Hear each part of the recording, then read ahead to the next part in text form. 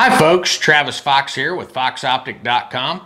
Today we're going to be taking a look at the new Trail 2 XP50 LRF. I'm going to be talking about the new features that they've included in this unit, some of the changes that they've made.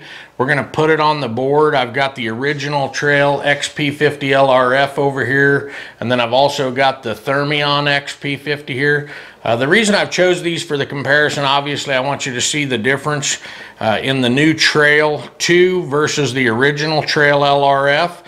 So that'll be a real, give you a good idea, apples to apples comparison. And then the reason I've got the Thermion on here is just to kind of show you they're both running that new 40 millikelvin NETD sensor. So should see some similarities there and maybe a little bit of discernment. I will be honest with you, I'm not seeing a tremendous difference since the 4.0 algorithm increase. It appears to me that they tremendously helped all the units. It's pretty hard at times for me to say, yeah, the 40 millikelvin does a bunch. There are certainly in some inclement weather conditions, which is pretty nice out tonight, so it's going to be a little less easy to explain in terms of showing it. But in some of the inclement weather conditions I've seen in my red hot mode, sometimes I'll notice it pulling red hot a little better than the older units. But truth is, the old unit has an outstanding image in it too since the 4.0 firmware upgrade. But let's get back to the features that they've added in the new unit before we throw them on the board and take a look at them. The new unit, you're going to find a 1024-768 AMOLED high output display. It is an improvement over the 640-480. They went to MP4 video formatting versus the AVI. That's going to make your video transfers a bit quicker. It's going to make the output resolution bigger when you're playing them back on your computer or television. So improvements there. Big one, color screen. Not only is it the 1024-768 high definition, but it's also going to give you color. We'll talk about that after I show it to you outside a bit more. But one of the other key things that I really can't show you, but just know it exists, is they went to an aluminum magnesium alloy subframe in the unit, so a bit more rigidity there, better precision, just better durability over time. So a lot of new improvements in here, but I think the best way to explain something to you is to show it to you. So we're going to clip this thing on the board over here, take them outside, and we should be able to get a pretty good idea by taking a look at them out there. So we'll have them all set up out there, and I'll see you in just a minute. Okay, so we're out here. We're going to take a look at the units. I've got the new Trail 2 XP50 LRF down here on this end, the current Trail XP50 LRF on the opposite end, and then up here next to the Trail 2 I've got the Thermion XP50. So both of these units are running the 640 by 480 NETD 40 millikelvin sensor, whereas the older unit is running the previous sensor. And so there are some other changes too. Obviously some of these changes you're not going to be able to see in the displays. The new unit is obviously running a 1024-768 display. You will be able to see the color outputs. They did make a small change, which I'll show to you here in a minute, on the laser rangefinder. So let's take a look through them. I'm going to fire the records up on them here real quick. I got to get all three of them going. And so now I've got them all recording simultaneously. They're not all pointed exactly the same place because the Thermion's setting in the ring a bit different. But for the most part, you can see the backgrounds. I've got them all the same. I'll nuke them all real quick here just so we make sure. They've all been on a fair amount of time and should be warmed up and doing their best. So they're all on a fresh nuke there. I've got them all on semi-automatic. And so one of the things I do want to show you here in between the trails is we'll come down on this building right here, and if I click the rangefinder, you can see one of the things that happens there is the PIP window comes up automatically. And so now if I lock that into scanning mode,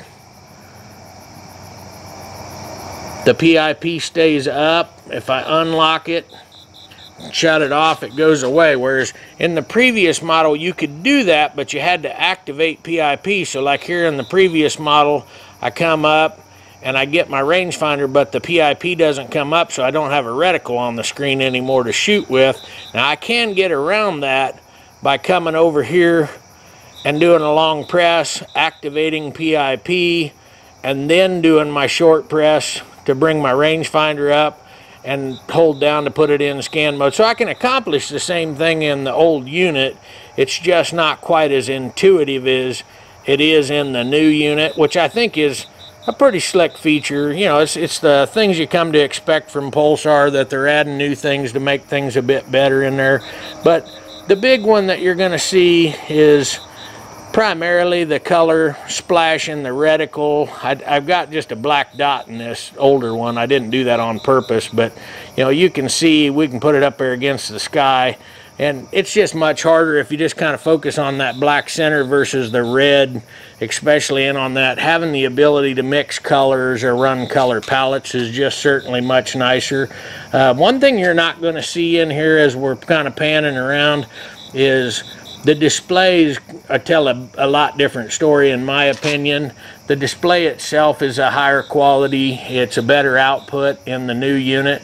That's not going to show up, I don't think, in the video in terms of the comparison, but you certainly are going to see that in the unit itself. So we'll go back inside and take a little bit closer look at these things, and I'll talk to you a little bit more about them. But I just wanted you to have a look inside them units. We'll be right back with you. Okay, so I hope you found that footage outside beneficial. We're going to be adding a little bit of extra footage in here as I talk about some of the feature changes inside the new Trail 2.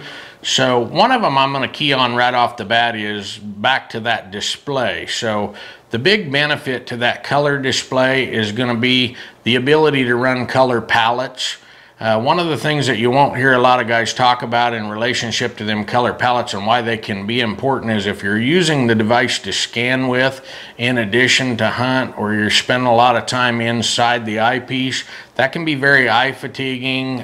So like the red monochrome sepia palettes are very beneficial with that. Sometimes in fast target acquisitions, adding a bit of color in like the red hot mode can be beneficial. So certainly there are some instances where you may or may not find yourself using those color palettes.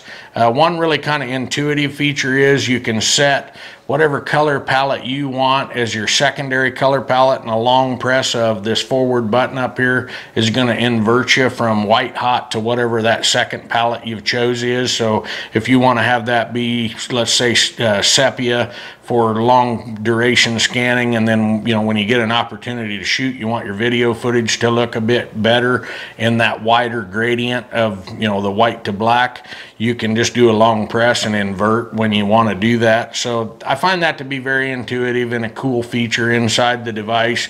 Obviously, one of the things you're going to see in the menu is some functionality for the rangefinder. They've got some additional things other than just the ability to take yardage readings in there.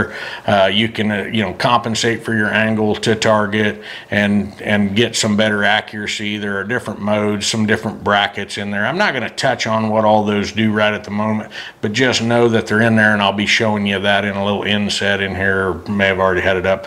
But anyways, another thing before I get off the topic is on that, back to the color.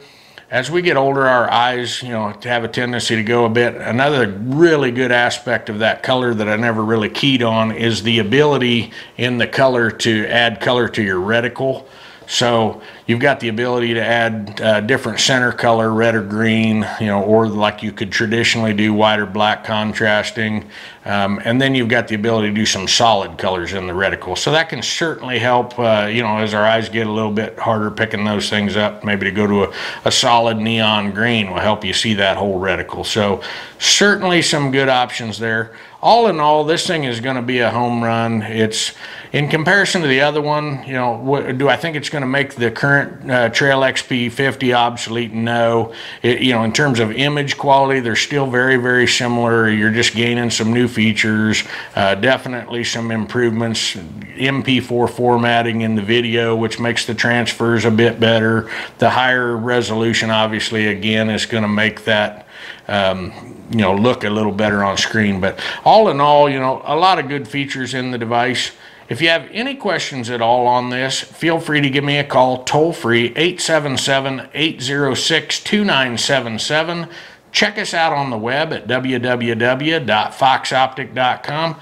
Again, I'm available about any time, so if you have any questions, make sure you give me a holler. Thanks a lot and have a great day.